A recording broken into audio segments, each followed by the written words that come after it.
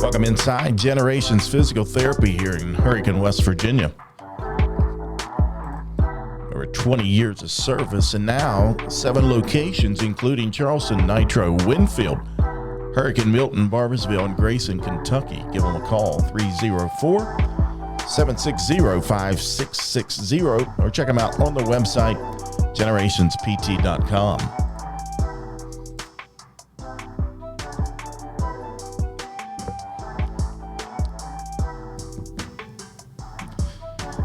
Episode number 9 here on the Biscuits Brews Ball Podcast. Jack with her alongside Bryan England here at the Generations Physical Therapy Studios in Hurricane, West Virginia. And tonight we've got a very, very special guest all the way from Long Island, New York. It is New York. Kim Smee, the legendary Coach Smee, not the other one. No, We got the real one. the real one. It's the real deal here tonight. The head honcho. The boss. That's Yeah. right. So, Kim, welcome to the show. Thank you for having me. You can talk into the mic a little bit. Talking to it more. Yeah. Okay. Yeah. Everybody wants to hear what you're going to say tonight. So, this is going to be awesome. But it's great to have you here on the podcast. I've heard a lot about you. Awesome. Good. Sorry. Good, the bad. Mostly good. Yeah. I've met you at a UC basketball game one time. You did? I think it was the state game, but it was very, very brief. Okay. I think we were like running back and forth to get Chick-fil-A sandwiches. Well, yeah. Yeah. Definitely getting Chick-fil-A sandwiches if you're with Daniel. Funny thing. Does he like Chick-fil-A? Oh, dude loves Chick-fil-A. Does he? Yeah. Yeah, he doesn't share either. What I was going to say, he came up on a broadcast. We were doing a women's UC soccer game one night, and he came on with me, and he was kind of fashionably late. But anyway, he came up and had like 2 Chick-fil-A sandwiches. I'm like, dude, brought me a sandwich. Because I can see him walking through, and comes up, never offers one. And the whole time he's sitting there eating a sandwich in the mic. And I'm like, dude, this is killing me. But yeah, he loves Chick-fil-A sandwich. But Kim, it's good to have you here tonight. I know you just came from practice. Yep. So, 2 sessions. Yeah, soccer practice. And you are the executive director of the West Virginia Futbol Club. They spell football wrong, don't they? I spelled it like the Brazilian Spanish way. Yeah. Should be football. Yeah, but I'm kidding. Yeah. But yeah. Football. football. Football, yeah. So she's got a projector voice. Come on. Yeah. Are you that quiet during she's practice? not. I've heard her No. coach voice. I'm Yeah. a little hoarse right now, but And I'm she's usually from not- Long Island. I'm usually not Nobody's this from quiet. nobody's Yeah. quiet from Long Island. Exactly. I don't think. All right, I'll be a little bit louder. But tell us about your position as the executive director at the West Virginia Futbol Club. So, executive directors over the entire club. So, day-to-day operations, coaching assignments, budgets, fields, tournament selections, more like elite player identification, creating opportunities for the, we would say, stronger players in our club that need more. I don't know if I said this already, coaching assignments, coaching development, session planning, just a little bit of everything. Recruitment, marketing, registrations. Sounds like you do it all. Yeah. Yeah. Sounds like a head basketball coach at a high school. Yeah. Yeah. Except in this club, how many players are in the West Virginia Futbol Club Over on the southern end? on our end, I think we're close to 300 maybe. 300 and Yeah. a couple hundred up north, right? Yeah. Yeah. So a lot of kids playing soccer. Yeah. So there's one up north. We have a branch in the Panhandle, Okay. and it's like the Martinsburg area. So Okay. they're under our WFC umbrella. I got you. Yep. So you guys just had a big event. We did. Tell us about the Capital Cup. Yeah, so it was technically our fourth year of it. We lost a year with COVID. Right. And were able to bring in 181 teams from 4 or 5 different states over 3 days. I mean, it was awesome. Yeah. Yeah. Weather was great. We had some interesting weather on Saturday. We had sun, rain, hail, sleet, All 4 snow, seasons, yeah. lightning, thunder. Everything. And then we had 70 and sunny on Sunday. So we ended on a good note. Yeah. But it was a long day on Saturday. What's it? I mean, that's a big event. Yeah. What's it take as far as sponsorship? Everything. Yeah. We had a ton of sponsors from the community, gave anywhere from, what would be considered small, but it's not really that small, to pretty significant donations. The Charleston Visitors Bureau gets involved just because it helps them fill hotel rooms, restaurants, the mall. There's a good economic impact, so they get behind us. Yeah. State University helped. We were able to get, I'm sure you know, there's a referee shortage nationwide, so we didn't even have enough referees to hold an event of this size. But some of the rec clubs, some of the rec leagues pitched in money, WFC pitched in money, and we were able to get 60-something referees certified through the University of Charleston men's and women's programs. So, it took a lot, but it really was like the whole community was involved in this. I did see some pictures of some UC, I believe it was a women's team that were referees. Yeah. Is that what you're talking about then? Yeah, men's and women's. Both refereed. Oh, okay. The ones that didn't, some of them didn't get their background checks for international clearance. They were field marshals. They were concession stand workers. They were pretty much anywhere we needed them to be. So it was pretty awesome. How many volunteers would you think for this event? That is a question for the volunteer coordinator. We had Wow. 120. It's a big title. Well, prior to the UC kids, young adults coming, we had 110. But if you add the UC players, men's and women's, we had over 130 volunteers, and we needed every one of them to get it done. So the UC's involvement with this tournament was huge. Not just obviously refereeing, but field marshals, runners, concession stand, anything that they needed. And that's got to give a big shout out to Coach Smee and the women's coach at UC. Todd Dugood. And It's not spelled do good though. yeah, so It's spelled the same way forwards as it is backwards. I don't know if you knew that. Yeah. So, it was a big event. And just being new to the board of directors and seeing Kim in action from, the planning of this, little over or a little less than a year ago to now, or to this past weekend, people don't know all that it takes to pull off an event like that, and then all that she did to make sure that it was going to be successful. You know, and so those are the things that nobody really sees, with an event like that. So, and it's amazing for our state. It's amazing for the Kanawha Valley. Other than regionals and President's Cup, we don't have an event that big in any sport. No, it's the second biggest event to regionals. Yep. And regionals is composed of like 10 or 11 states. Yeah.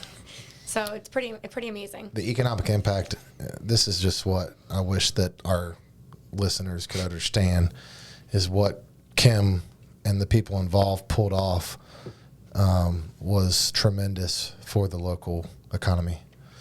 The amount of hotels that were booked, the amount of restaurants that were visited, was amazing. And so that's the kind of stuff that I think needs, light needs to be shed on that, because as the tournament grows, there'll be more impact, and I think we foresee it growing. So Absolutely. 200 teams next year. yeah. We had 181 this year. Yeah. So we were calculating earlier before you got here. We're not very good at math, but anyway, we kind of projected or guessed over 1,500 players. If an average of 8, so you go we were 4 kind of taking up an to average 11 because I know 11. some Yeah. your younger teams have less players than the older. But that's quite. Would a you few think 8? kids. You think average of 8? I was going to say 10 maybe, because the older ages carry like 18 usually.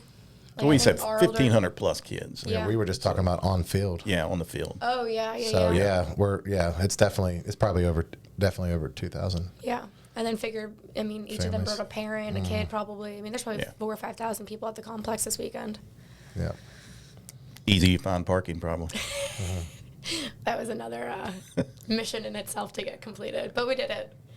With some long walks from state, some long walks from the pitch, but we made it work. Yeah. Do they plan on expanding Shawnee any?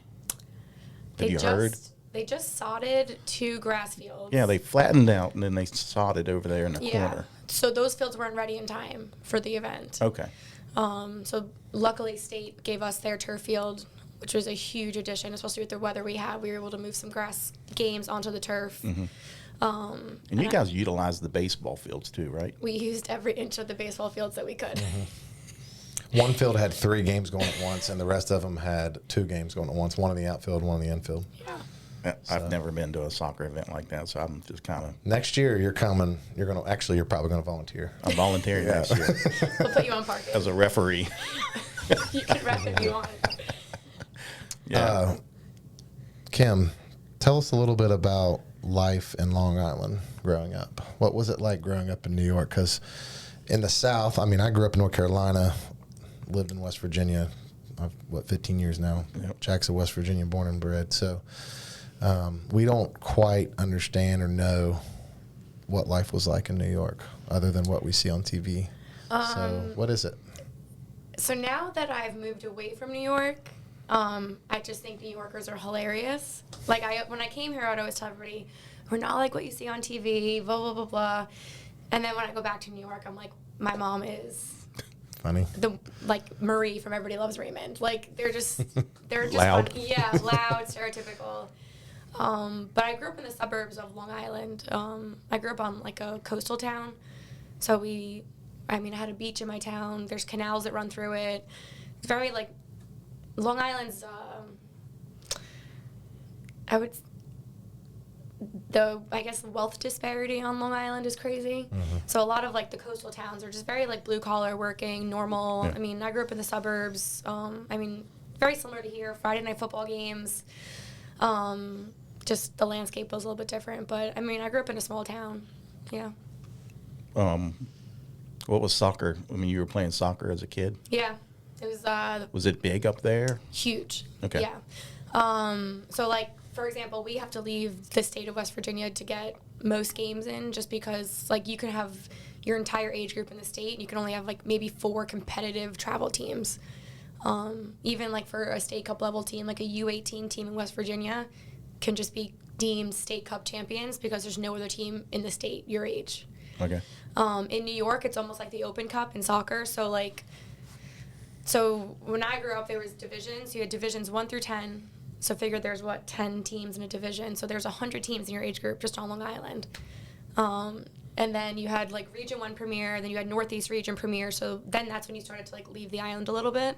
But it was promotion relegation style. So like the top 3 teams moved up to division, bottom 3 teams moved down a division. And then State Cup, the lower divisions, like divisions like 4 through 10, would play each other, weed each other out, and then like the higher teams would start to enter the competition. So State Cup in New York is like a 6-month ordeal where you just have to start knocking each other out. Yeah. West Virginia, we do it in a weekend. So it was, growing up on Long Island, I didn't have to leave Long Island until I was probably like 12 or 13 years old. I probably didn't even have to travel more than like half an hour from my hometown. So it was a big difference when I moved here, just in the population of kids that play it. Yeah. But probably from when I first came here as a freshman to now, a ton of kids play soccer now, I think. Is that due to clubs like your all's? I think soccer's growing nationwide. Yeah. I think more kids are watching, and like, it was like the Tom Brady's. They used to love the Tom Brady's, but now they love like the Messi's, the Neymars, the Ronaldos. I just think it's becoming a little bit more popular. Smees. Don't put him on that pedestal. I wasn't putting him. I was putting you on there. Okay. So growing up playing soccer, when did it click with you? You realized I actually love this game. Like, when did you realize, like, because we all start playing a sport and it's like our parents put us in it, and eventually Piano. somewhere, yeah, we did everything, right? But Yeah. eventually you figure out that you really love something. And when did you figure that out? Honestly, I just loved to play soccer. Like, I used to play on like I would stay after and train with like my older brother's team. I would stay with my dad when he coached my little brother, and I would play with them. I played up 2 years, so then I played like on my travel team 2 years up, and I played on like the team my age. Like, I would just play on whatever team would have me. Mm-hmm. I used to like intramurals at school. You could go early and play soccer, and I would go at like 7 a.m. till 8 a.m. before school and play in like 5th grade. Like I just could not get enough soccer when I was little.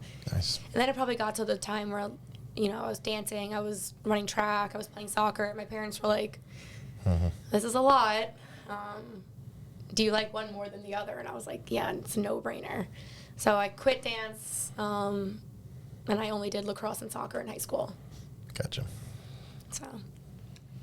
Lacrosse is cool. Yeah. Are you doing the lacrosse games yet? No. No. No. My son played lacrosse here locally in high school, but women's lacrosse and men's lacrosse, totally different sports. Yeah. I mean, so no, I'm not. That should be your next one. I don't know. They keep asking me. Do they? Yeah. I kind of like ignore them. Not that I have anything against lacrosse. It's just, I don't know. But, hey, I'm doing volleyball, so. You can only do so much, Jack. Yeah.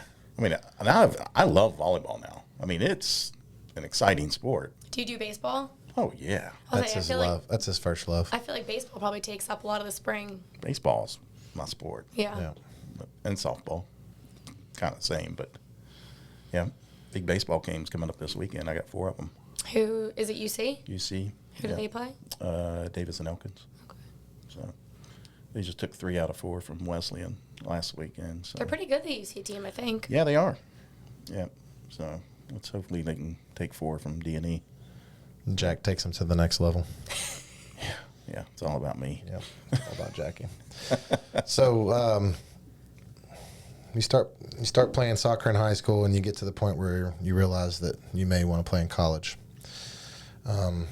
Talk to us a little bit about your journey into college soccer, and how in the heck did you end up at UC, Charleston, West Virginia, from Long Island? Well, there's a funny story to it, but I just knew that I always wanted to leave New York. Like, I didn't look anywhere in New York when I was recruited, not in any of the state schools. I just was like, I want to get out. A lot of Virginia schools, a lot of North Carolina schools, just wanted to go south somewhere. I was talking to the College of Charleston, and then I tore ligaments in my ankle my junior year, so I missed most of probably like the most crucial part of recruiting for a girl soccer player.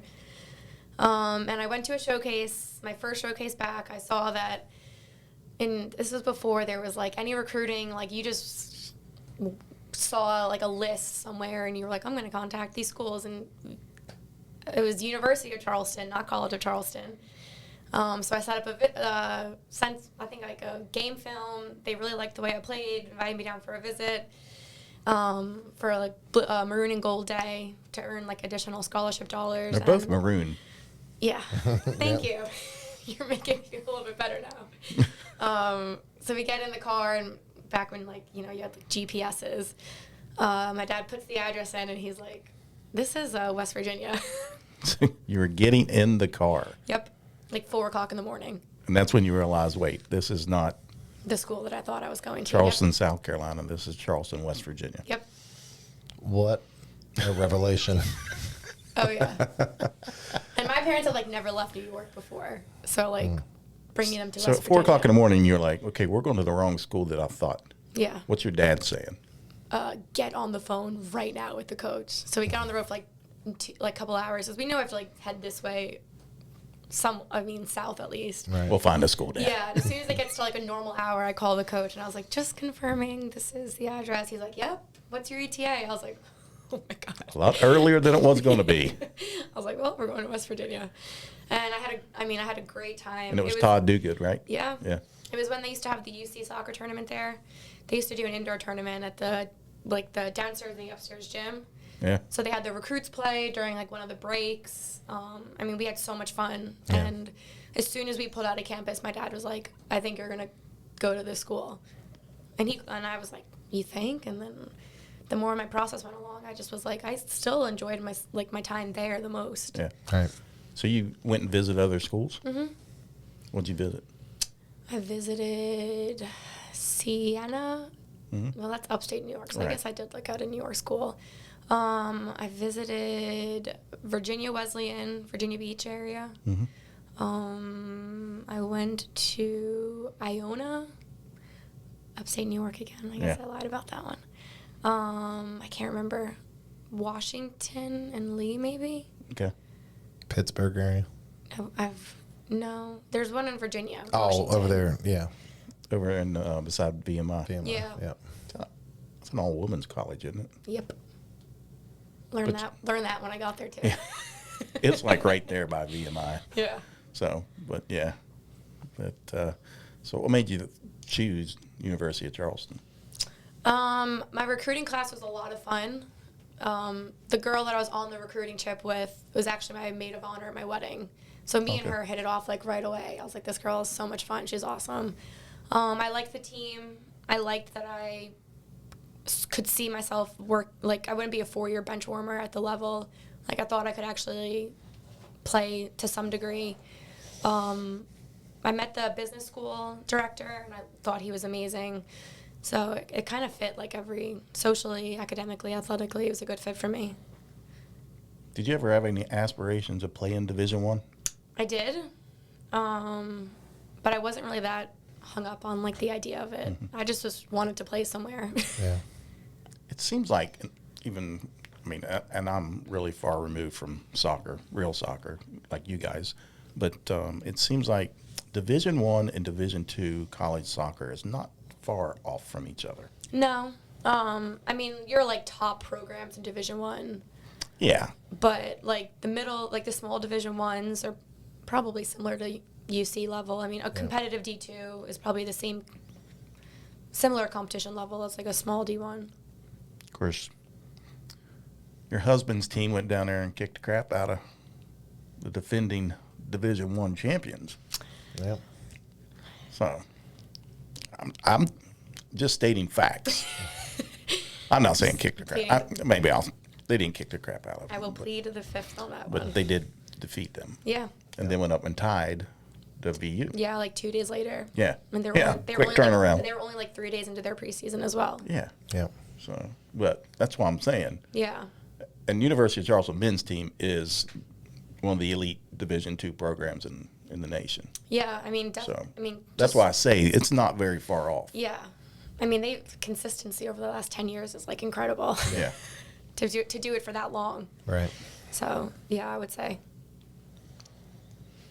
So, you go through your career at the University of Charleston, and Pretty good career, too. Yeah, first team all conference, right? MEC back then, or was it WVAC?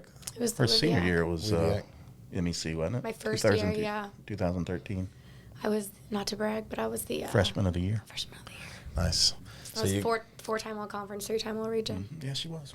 Awesome. And you guys. Don't let me tell you otherwise. That's where she gets the legendary status. That's right. So obviously phenomenal career at the University of Charleston, and I think it goes without saying your connection with that school will always be there no matter what. Yeah. And so that leads you into a coaching career, right? So tell us how you got started into coaching soccer. So the first bit of coaching I ever did, I think I was like a freshman or a sophomore in college, and Todd called me into his office, and he said, one of our, like, connections at the university, a friend of mine, his daughter wants to do privates. Would you be interested in doing a private? And I was like, what's a private? This is like 10 years ago. He was like, she'll pay you to do one-on-one training with his daughter. And I was like, oh, heck yeah, that's amazing. I was like NIL back before NIL. Yeah, well, she was like 10 years old at the time. So I started doing privates with her once a week, and then oddly enough, she plays at Flagler now, and she played in the Final Four when UC did. Down in Jacksonville? I think that's where St. Augustine. St. Augustine, that's right. Yeah, sorry. So I was able to watch her in the Final Four when UC was up there. So Awesome. Kind of was like a full circle kind of thing. So I did privates throughout college, and then started doing, like, I was the assistant coach for Kevin Long when he was at Marshall, and I was Petza's assistant. They coached in the same age group, and then they would split the teams up, and I would help assist them both. Mm-hmm. And then I got my first head coaching job, who was currently our 05 girls, but they were like U9 at the time. They're 17 now. That was my first, like, head coaching job at WFC. Then I took on another team, which was like the 98s. I think that was Mary's team. And then I thought that I was going to age them out and only have one team again, and then somebody asked me if I wanted to be the academy director. So I thought I was going to go from less coaching, and I ended up taking on more. So And now, on top of being executive director, how many teams are you coaching? I have 3 age groups, usually 4 teams. Right. Jeez. Yeah, She's that's busy. why my voice sounds like this. Yeah, she's busy. So you mentioned WFC. Obviously, it's not a new club, but it's newer in the grand scheme of youth sports in the Kanawha Valley. So talk about WFC and how it came to existence, and when you first got involved and how it's changed from when you first got involved to today. So WFC came about. I wasn't on board yet, but the history of it is that there were 2 clubs in the Kanawha Valley, the Rowdies and Chaos. And they were always like vying for the exact same players, always competitive in certain age groups, and they pretty much just felt like if we come together, ideally we would have the strongest kids in the area playing under one club. So that's what they did, and that was probably like almost 10 years ago now, maybe. But when they came together, it was mostly just like a bunch of independent teams playing under the same club. Yeah. And I think that's probably the biggest transformation is now I feel like all the teams like know each other. They've got like a good bond with each other. The different age groups support each other. I think like the club culture I think has improved a lot just from being like a bunch of independent teams to just like truly being a club. Yeah. The older groups, you guys draw from more than just this area, right? Oh yeah. Yeah. Like girls from Morgantown come down? No, Beckley, Parkersburg. Okay. Some like a little bit past Huntington, I would say. Okay. I mean like Ripley. So it's not just the Kanawha Valley, but Point Pleasant. That's pretty. I mean, they're still like an hour away from here. Yeah. But I mean, kudos to those kids because they do it 2 or 3 times a week. Right. Yeah. Yeah. That's commitment. Yeah. Just kids from West Virginia? For the most part, yeah. I mean, you've got a couple of Ohio kids that are on that border. But yeah, I would say like, an overwhelming majority are West Virginia. Yeah. Over your time with WFC, we've had probably some players move on and go to college. Jack was asking me before the episode here, what kind of how many players, end up going to college. Can you think of any off the top of your head of players that have moved on, whether it be D2, D3, DNAIA, or D1 from WFC? Oh, a ton. Oh, yeah, a ton. I mean, off the top of my head, I've got like 10. We've got like Mills Mullen. She's currently at Center College. She's absolutely killing it. She's studying abroad right now. She was like Player of the Year. She played at Charleston Catholic. She did play at Charleston Catholic, yeah. Her sister's playing in there now. Lindsay's a freshman. Sarah Carr, who I mentioned was at Flagler. Her sister Lindsay's playing at center with Mills. We have Solomon Clark at Radford. We have Bryce Coleman at Bellarmine. I mean, Max Trethaway is up at WU. We just have Ryan Holmes go to Marshall. He actually started the game they played this weekend. Okay. I think he played 80 minutes for Marshall. I mean, those are just from, like, spitballing. But if we go back years and years, I mean, Mary's group, I think I only had 2 not go off to play in college from Mary's group. They all went on to play at a very high level, D1, D2. Yeah. So, I mean, I would say, like, of the graduating class, on the girls' side, I think we send more off to college. I think girls are more apt to just go play at whatever level they can. But, I mean, even from the boys' side this year, we just had Carson Eckley commit to West Virginia Wesleyan. We had Hayden Johnson commit to Shepherd. So, I mean, there's a lot of them. So, if you're a youth soccer parent, you've never had any experience with travel soccer, and there's a stigma around travel sports, whether it be baseball or basketball. There is travel football. There is travel football. That is the most absurd thing I've ever heard. But anyways, travel football, soccer, baseball, whatever.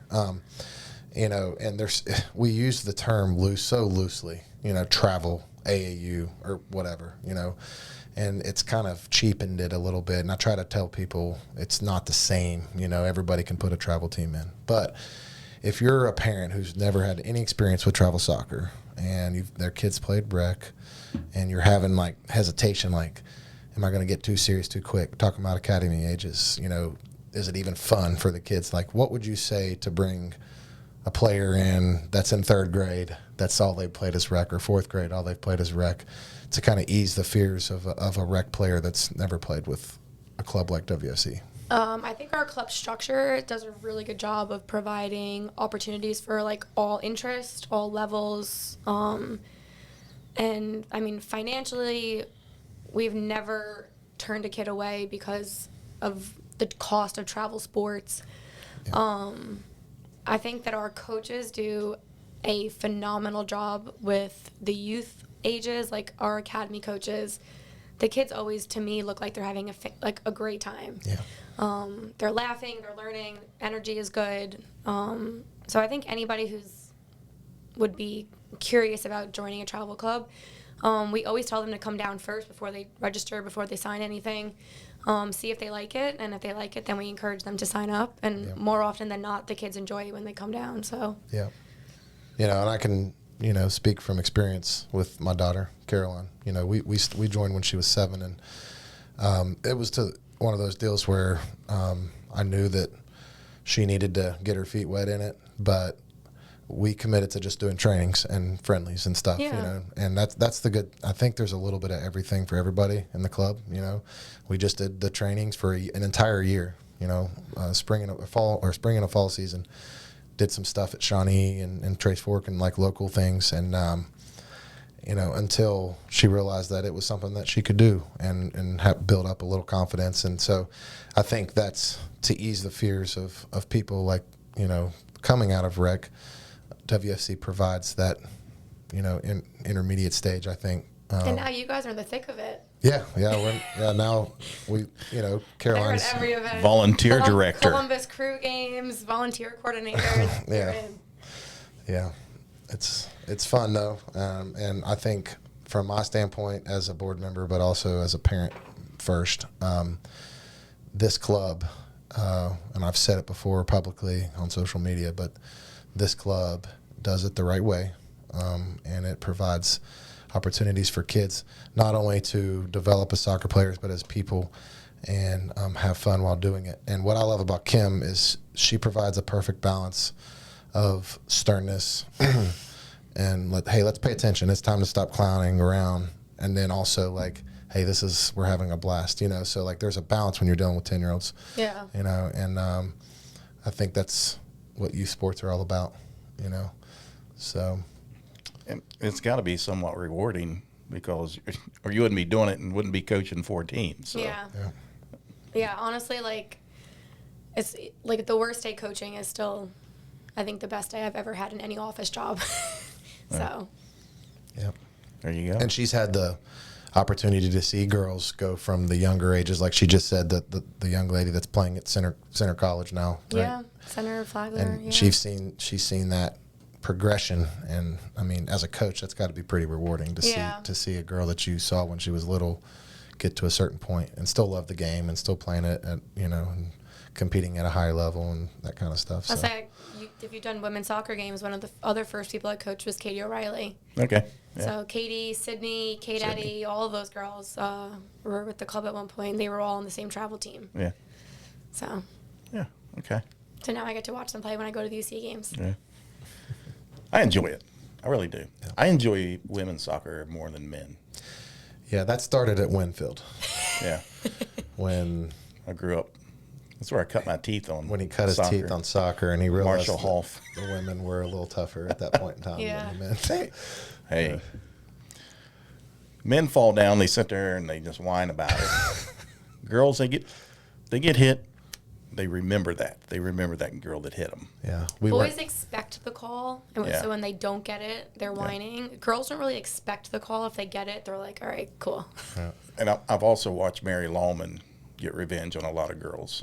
So she's knocked a few girls on that was butts. A treat. She was a beast. Oh, my gosh. Yeah, she was awesome to watch. But I think we're too serious right now. Let's change subjects here. But that was good.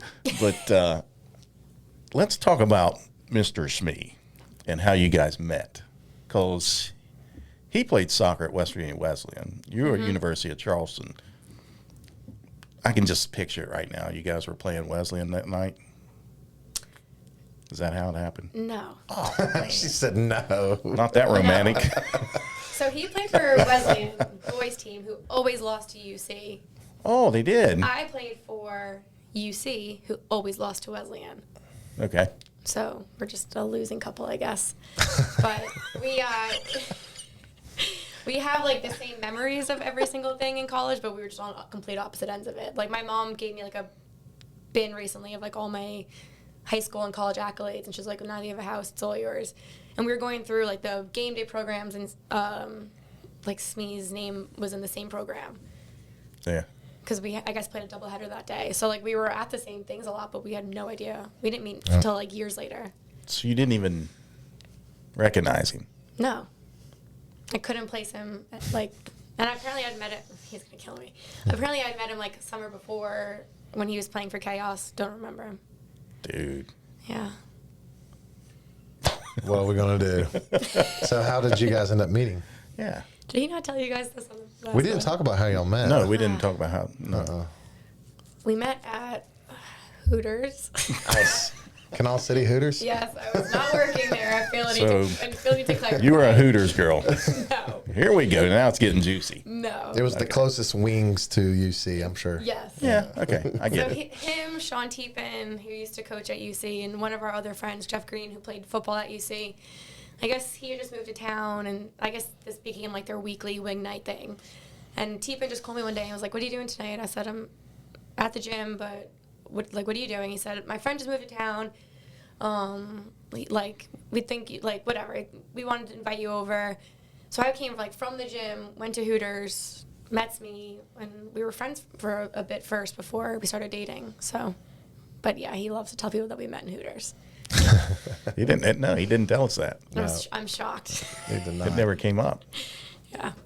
Huh. Interesting. So you dated, and obviously his career as a coach started progressing at UC, or did he go somewhere else while you were dating? Yeah, he. When we started dating, he took a job at Lee's McRae in North Carolina. That's right. He told us about that. He was there for a season. Yep. Then his visa Was running out. running out. Yeah, I went home. Yeah, he went to Wesleyan for a semester. I think was a volunteer assistant. They kind of something with his visa. They didn't fill it out correctly, so he had to go home for like six to 8 months. I think he was gone for. Yeah. And then he came back to UC as a goalkeeper coach. Then he was full-time assistant to head coach, all within like 3 years. 3 years? Yeah, there were maybe 4. I think he 2017. Yeah, 4 years probably. Okay, so he comes back to the United States. So, and you're still hanging around Charleston, right? We dated the whole time he was gone. I visited England. Okay, you started dating before Yes. he left. Yeah, we were dating for like a year at that point. Okay. So then he leaves. Mm-hmm. You guys keep dating, and then he comes back. When's it get serious? I think we were serious before he left. We were living together, Okay. but I don't think either of us were ready to get married or anything like that. So then we were like, well, if we can handle distance, I think after that, Right. we know. So probably like right when he got back, I think we were like, this is it. Yeah. What year was this? 2016 or 17 maybe. Okay. I'm just trying to Yeah. figure out the years here. Yeah. I should know this, but I don't. What year did you get married? 2021. There you go. Officially. It wasn't too long ago. No. I'll say we've been engaged for like 3 or 4 years Yeah. with COVID, so. Yeah. So you married an Englishman. I mean, I'm sure you dated Americans in high school and college and stuff, but like, what was it like? What's it like being married to someone from England? It's a lot of fun. I mean, going over there obviously is awesome. Yeah. Just culturally and just spending time in a different country is amazing. But English people are very similar to Americans. At least his family is very similar to my family, so it wasn't that big of a difference. I think they're funnier. You said Long Islanders are funnier. Yeah. I think Englishmen are funnier. Yeah. That's my So- experience with them.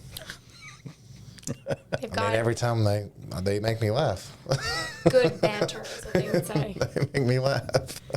I was gonna bring you guys a Yorkshire pudding, but Oh, he was Ah, bragging. yeah. He was bragging about that. Yeah, I remember. I didn't have time He today. couldn't describe it, though, to us. A week from Sunday. Bring Yorkshire puddings. Correct. Okay. Yeah. I can do it in a week. Okay. I don't know what the week We're from having Sunday is, a but get together, which you're invited to the Tap, little WFC. Repping it right now. That's right. yeah, I got to rep it. See? We're going to have a little WFC get together, private event. So yeah, coaches and Need a bartender, don't you? We've got those. No, we're good. I was trying to make some extra money. But she can come and try the Yorkshire pudding because apparently Kim's going to bring some. I'm going to hold her to that. Daniel coming? Yeah. All right, I'm in. Yeah. Sold. Yeah. So along the lines of food, because this is the biscuits, and that kind of encompasses the food part Yeah. of the podcast. We love food. Jack and I love to eat. Apparently, Daniel's loving some food lately. I saw where he posted. What did he post? Something about you suggested you bought him a slim shirt or slim pants and regular, and just in case he didn't fit into these slims. Needs to work on his I don't fitness, know why according he to does Kim. I don't know why he does this to himself. So, Yeah. Yeah. He called me today to see if I could bring him dress clothes. And I was holding up the two shirts going, this one's a slim fit. This one's a regular fit. Let me just bring both. Bring both. I don't know where he's at. Don't right want now. to do that to him if he gets there and I only brought him a slim fit. It doesn't fit. Multiple trips to the red carpet can sometimes expand the waistline. Yeah. So Chick-fil-A too. yeah, Chick-fil-A for Yeah. sure. All right, so obviously you guys have been around Charleston for many years.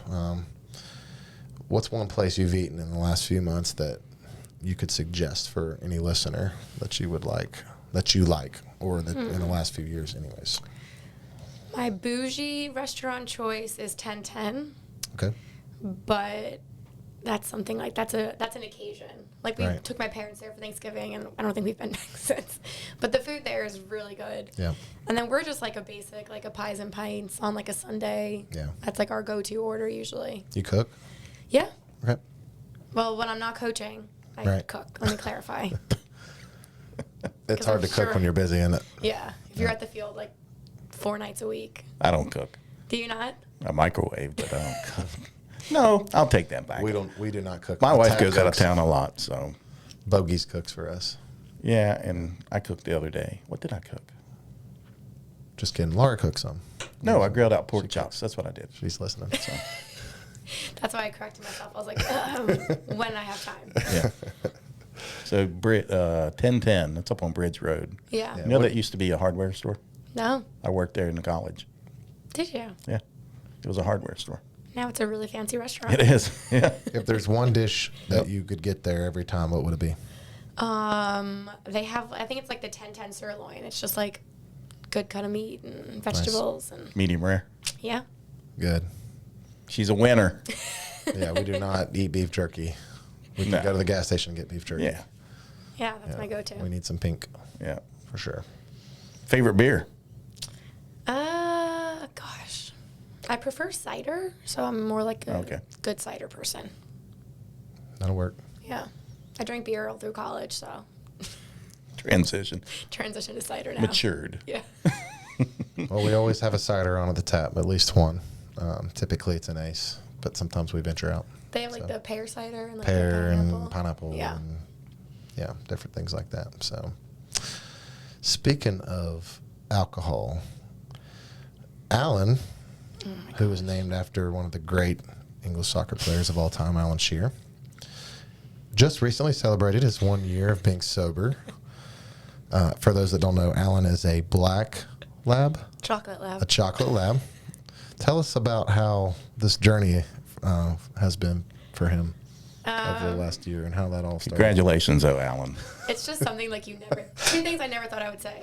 You need to come home because your dog is drunk, and then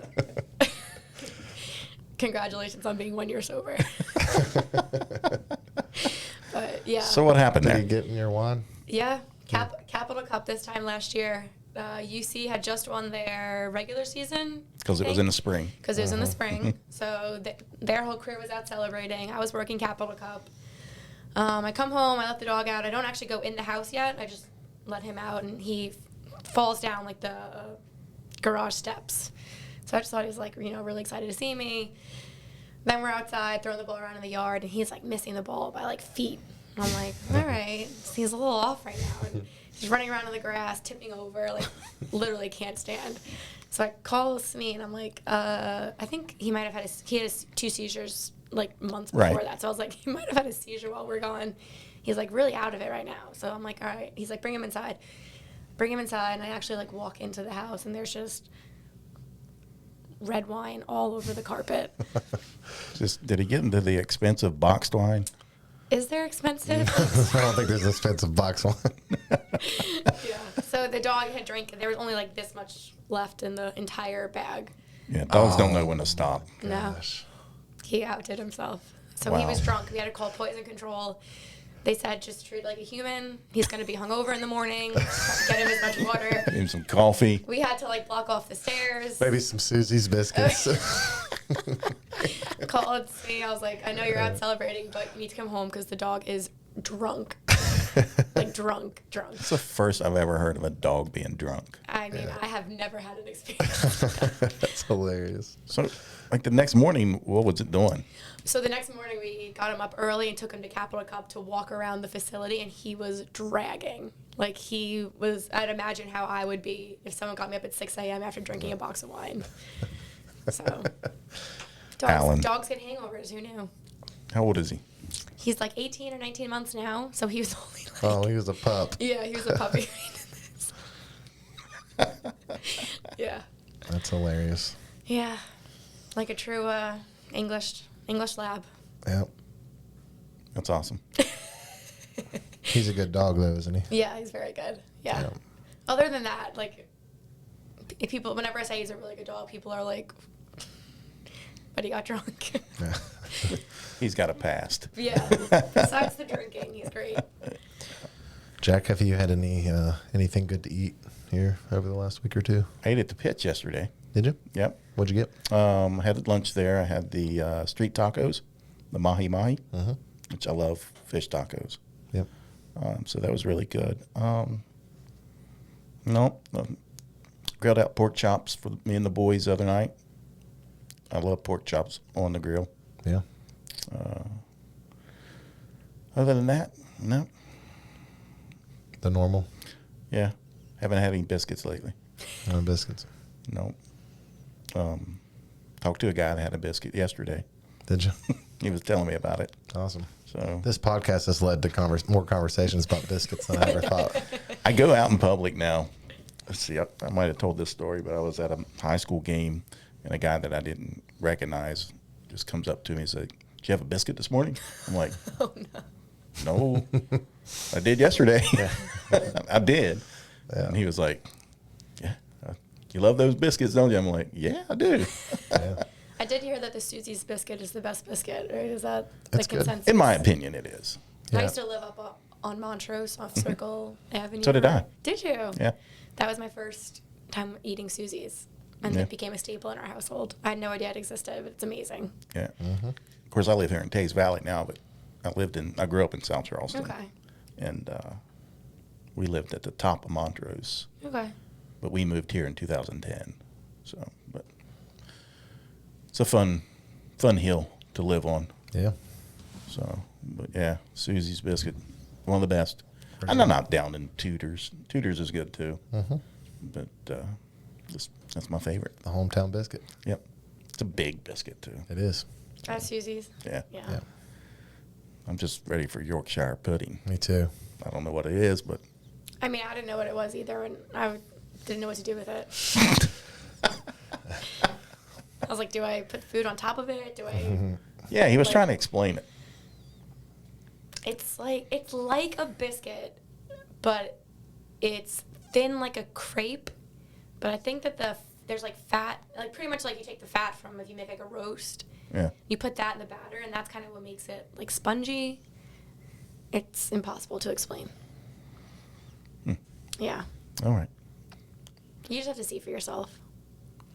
What's it like? You talked about, you asked her what it's like living with an Englishman and being married. What's it like being married to a coach, another coach in soccer? Do Um, you guys like come home and after one of his games and you like tell him what you think? Depends on the game. Like, I know when to just shut up. They don't lose very many. Yeah, but even when they don't lose, if he doesn't It's not. think they played the way they should play, Yeah. he's in a bad mood. Like, they could win 6-0 or 6-1, and he'll be upset because they conceded a goal. Right. So I pick and choose my moments when I give my opinion on the game.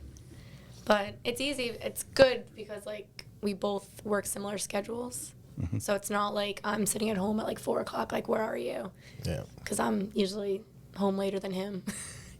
Do you bounce ideas off each other? Yeah. Mostly, we just work very different. Like, his view of what youth sports should be is just unrealistic, in my opinion. Like, he's just like, everyone should just go to the field and have a great time and, like, leave the kids alone, let them play. And I'm like, yes, that just doesn't happen. So your opinion right now doesn't help me. And then, like, my opinion is, I played and coached in college, but they're just at such a higher level that Yeah. Yeah. I don't want to say that my opinion doesn't matter because, I mean, I've said some things and he's like, yeah, I never thought of it that way. But, I mean, his coaching staff and him, they've got it down. Yeah. They're doing good. Yeah, they're a great group. I'm a big fan of Gary Ogilvy. Me too. I met Gary this weekend. He's a great guy. Yep. They're all awesome. Like, that's like the dream coaching staff, those guys. Yeah. So we asked Daniel this. You ever aspire to be like at a higher level in coaching? No. I coached at UC for 2 seasons when I was a grad assistant. But I personally like the development side of sports. Yep. Like, I love having, like, a team that's like a U8, and then by the end of the season, you're like, oh my gosh, look how far they've come in 3 months. Or They can actually pass the ball. yeah. Or like you said, like some girls that I coach and they're 10 years old are now signing like their NLIs, and that for me I enjoy a lot more. Yeah. Yeah. Yeah. So I'm happy where I am. Well, and that's, I think, one of the great things about the model for soccer, if it's done the right way, which it is across the country in many places. There is a premium put on development. I've seen in other sports, it's more or less just let's see how many games we can get in and pay all this money to make ourselves feel good at a travel tournament, whatever. But I've seen in soccer, there's a reason to the rhyme. There's a curriculum. Yeah. There's a foundation that's being built on. And I know that happens in many places across the country and elite clubs, clubs that do it the right way. So that's what I like about it. And that's obviously what she's passionate about. So Yeah. What's your next event? Big one? I would say the big one is State Cup. So we have like little events, like youth events leading up until then, but I think the travel team's trying to set their eyes on State Cup. tell Jack Where's that at? Beckley at the YMCA down there. Yeah. Tell Jack about State Cup and then what comes after State Cup if you. Yeah, so there's different like tiers of events. So State Cup, there's State Cup, which advances you to regionals if you win, and if you don't advance or if you just opt out of that tournament, there's a second tier, I guess, of a regional tournament called President's Cup. So mostly all the teams at State Cup are vying to advance to regionals, which we're hosting this year. West Virginia is hosting regionals At Shawnee? at Shawnee How many and states? Barboursville. Yeah, How many states? probably like 11, I think. 11 It's like states. it's Has like it been here before? yeah. Okay. We've won the bid like a bunch of times. Okay. The state itself does a fantastic job at 'Cause hosting. it's been down at Barboursville, Yeah. even before Shawnee was Yeah, built. it Okay. used to be, I think, strictly at Barboursville for the most Yeah. part. So, yeah. They're good competitions. My team went to New Jersey last year. Mm-hmm. My little U12s made it all the way. And then took them to Atlantic City. Nice. Like, they had like the time of their life. So, it's good, yeah. And then one of our teams didn't make it to regionals last year. So they advanced in President's Cup, and we actually had 2 teams make it to the finals, like the national finals for the second tier, I guess, event. So pretty good. Yeah. They got to go to Iowa. U12 team, so that's a girls' team? Yeah. You coach boys? I have 1 boys team. Okay. What age group's that? U11. U11. So this U12 team last year, pretty good. Yes. So we'll be seeing them in middle school and high school here shortly. Yeah. You'll have They should be middle school now. Yeah. I don't know. I don't think I have any Winfield girls. Yeah. Got a lot of Hurricane girls. A lot of Charleston girls. So they'll go on to, like, the GWs and... Capital. I don't think Catholic. I have any capitals. Catholic. I think I only have one Catholic. So mostly you'll see... South Charleston girls? No. Sorry. No, that's fine. Maybe one day. Yeah, not right now. Yeah. Yeah, maybe one day. So, still nervous? No, I feel much better. Awesome. Came into this nervous. I don't know why she was nervous. I don't know why either. Might be your ugly mug in the background. Hey. On a Charleston baseball jersey. There's nothing wrong with that. Scary. It's back when I had a beard. I was going to say, I feel like that's what I thought you were going to look like. Yeah, I shaved it off. He does it at least twice a year. He'll grow it out like that, and then he'll shave it. Yeah. So Threw me Yeah. off. it's been a pattern. Sorry. It's okay. I probably had a beard when I think you did. we briefly met. At the basketball game, yeah. Yeah. I go undercover sometimes. So. Yep. But yeah. So, had a good time. Yeah. Anything else? Want to grill her about? I think we covered it. Yeah. I mean, just for those of you that do not know Kim Smee, I hope you listen and get to know her because she's a pretty interesting person. I can't wait to volunteer at an event. We're going to hold you to that. volunteering. Yeah. That's why I was asking, what's the next event? Listen, Well, the next one we host will be Open Cup. Open Cup. I mean, what's that? You can do parking and tell people that they can't park where they want to park. That's the most You're butthole going to get me job in a you can have. fight. Yeah. I think Did he would you have enjoy. any experiences this weekend with parking? No, I didn't mess with parking. Thankfully, I didn't have to. Steve Green took care of all that. But 7:15 in the morning, telling people that they can't park where they want to park. It's just not a good thing. no, No. I think he would enjoy field marshal. He could watch soccer. Yeah. And, you know, I think Field marshal. That sounds important. it is. It's very important. You get a radio. Ooh. I can talk? Yeah. Give me a mic? Yeah. That's awesome. You could commentate the game, I guess, that you're watching. Yeah. That's entertaining. No, I think that's good. Yeah, I Yeah. appreciate Kim coming on. Yeah. Good to have you. Thanks for I was having hoping me. you'd bring some UC gear because Daniel didn't. Well, he actually he messaged me on Twitter a couple weeks ago and said, "I got you a T-shirt. It's a large." I said, "Man, Oh, I got the same message. I said, I'm a big boy. He said, I'm "You an said XL." large, right?" And I said, "No, extra large." And he was like, I never heard from him since. He said, "Oh, sorry, I don't have XL." I was like, "Well, no rush, buddy. But when you do get one, I'd love Yeah, it." when you make that next order, Daniel, Yeah, thank your boys. I'll That's remind right. him. Yeah, so quit eating all the Chick-fil-A too. So. But again, we want to thank Kim for joining us here on the Biscuits, Brews, and Ball Podcast. Excuse me. Wow, I'll get it out. But, yeah, no do-overs. But you can listen on Spotify, Apple, and Google Podcasts. Also over on YouTube and Video Productions YouTube. You can watch it there. But again, we want to thank Kim, thank Bryan. About time we get back together. I know, man. It's been since Been the busy. permit. I know. Yeah. It's all right. We got it done. Soccer tournaments, Yeah. baseball, softball, life. Yeah, but thanks for coming on.